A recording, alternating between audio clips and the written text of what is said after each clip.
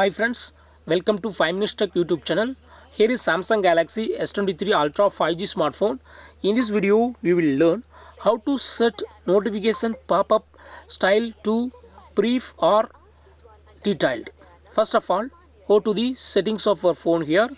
Then go to notifications and here select pop-up notification pop-up style, and here uh, by default it is set to brief. If you would like to set to detailed, click on this button and all notification pop-ups will appear as detailed. Okay, if you click on brief, and notification pop-up style will be in brief. Okay, here click on apps to show as brief.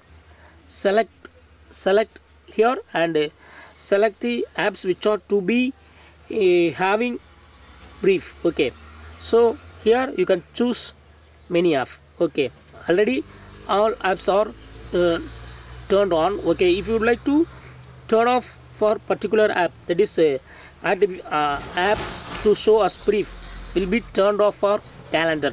Okay, if you turn off this button, pop-up notification will show as brief for Gmail is not allowed. Okay, that is it will not be brief for Gmail. Okay, so then click on edge lighting style. Here you can choose different lighting style. Okay, and click on done finally